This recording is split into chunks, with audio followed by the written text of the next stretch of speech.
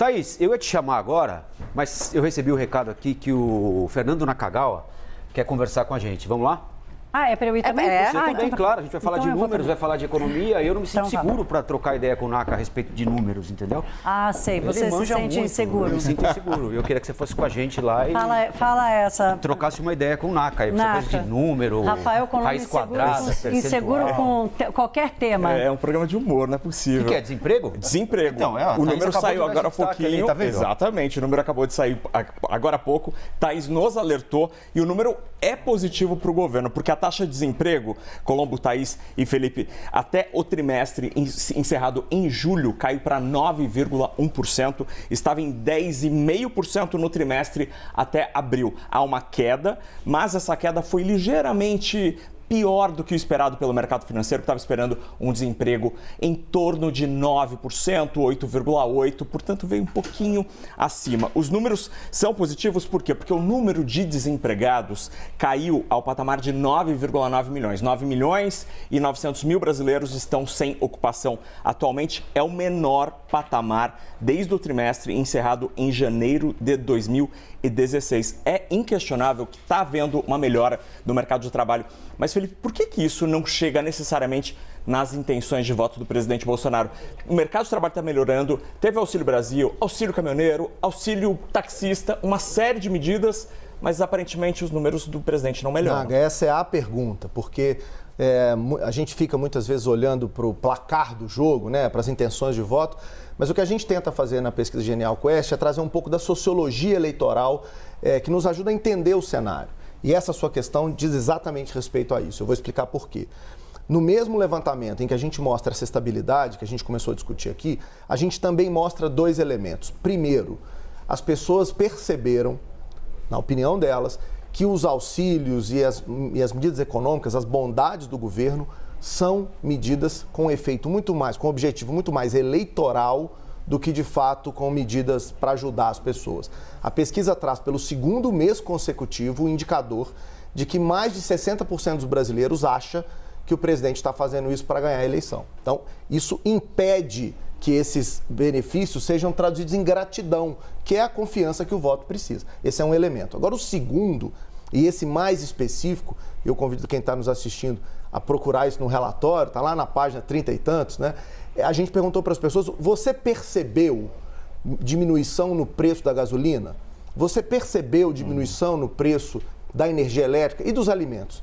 E o mais interessante, naquilo que deveria pegar, Thaís está ali com a tela na mão. Era meu destaque, era meu destaque. Então atrapalhei, Thaís. Vou parar aqui. Não, eu vou parar aqui. Aliás, vocês podem aproveitar. Mas o ponto, Thaís, é exatamente isso. Naquilo que é mais fundamental para o eleitor de baixa renda, que é o que está em disputa. Ou seja, traduzindo aqui, o pessoal ouve a gente falando aqui que houve deflação em junho, julho, agosto. Junho não, né? Julho e agosto, não é? Julho e agosto. Julho e agosto. Aí vai no supermercado e fala assim, bom, o Rafael e a Thaís estão vivendo em que mundo? É isso, Thaís? Isso. Talvez eles acreditem no NACA, a gente está com problema. Certamente, Não, aqui, Felipe, esse era um dos destaques, a gente inclusive deu esse destaque no CNN Money mais cedo, eu e Priscila Yasbeck, porque para 79% das pessoas não houve percepção na redução do preço dos alimentos. Então, assim, 80 e tantos por cento reduziu gasolina, 41% reduziu a conta de luz, ainda é menos do que quem não percebeu isso ainda.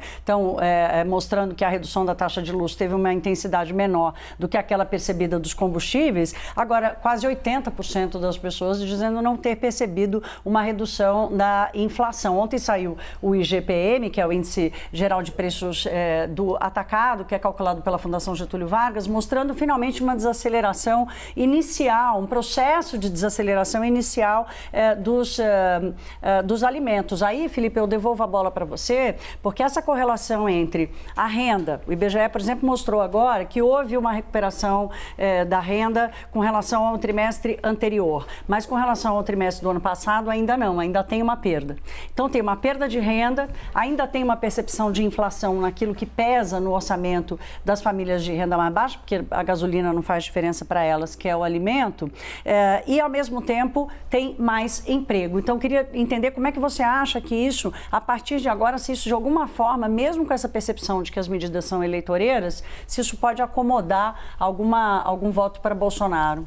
A aposta do governo é toda, na minha avaliação, na combinação desses resultados, na criação de um cenário positivo para que o eleitor vá. É bom lembrar, faltam 31 dias para a eleição, as coisas estão só começando, né? Como assim?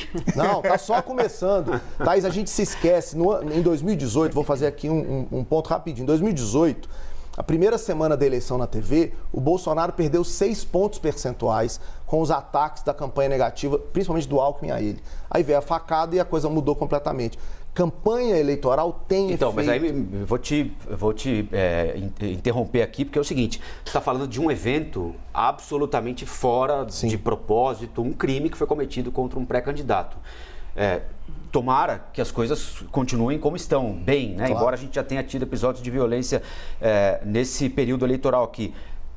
Mas para mexer em alguma coisa ao ponto de alterar o quadro que a gente tem agora, precisa acontecer alguma coisa dessa magnitude, alguma coisa assim absolutamente inesperada, extraordinária? Essa é a minha avaliação. Ou seja, por que eu fui me referir a 2018? Porque o cenário econômico, Thaís, Colombo, nesse momento, é um cenário favorável ao presidente, claramente. O ambiente está muito favorável. Mas tem um desafio: a imagem do próprio presidente. Ele acumulou ao longo do seu mandato muita rejeição em um grupo que é fundamental nessa eleição: as mulheres. As mulheres que são o grupo com maior grau de indecisão nessa eleição. Ali vai se definir o processo eleitoral. Nesta pesquisa, na pesquisa Genial Quest que a gente está publicando hoje, a gente viu que parou de crescer a vantagem de Bolsonaro sobre Lula nos evangélicos. Então é como se ali já tivesse havido, né, ele já recuperou o que podia recuperar, e a distância com as mulheres e na renda baixa não diminuiu a vantagem de Lula. Então, Thaís, o cenário todo é positivo para o presidente. Isso é o que eu chamo de capital político. Ele está acumulando capital político. Se isso vai ser transferido em voto, vai depender da imagem, da capacidade do presidente de mudar a sua imagem perante o eleitor. O copo estava muito vazio para o presidente Bolsonaro. Muito. Agora encheu. Mas a imagem dele continua sendo uma imagem com maior rejeição do que os outros candidatos. Eu ia fazer uma brincadeira que esse capital político valia Pix, não. Mas ao que tudo indica, não. E tem um ponto importante dessa pesquisa de desemprego, que é mais um dado que acaba com a síndrome dos 2 dígitos, né? A inflação estava em 2 dígitos, o desemprego estava em 2 dígitos, a quantidade de pessoas desempregadas em 2 dígitos, agora, por enquanto, em 2 dígitos, a taxa de juros. Essa vai continuar alta mais tempo. E eu acho que esse também, de repente, pode ser algum freio na medida em que as pessoas tomam crédito. Dando uma travadinha na economia, né?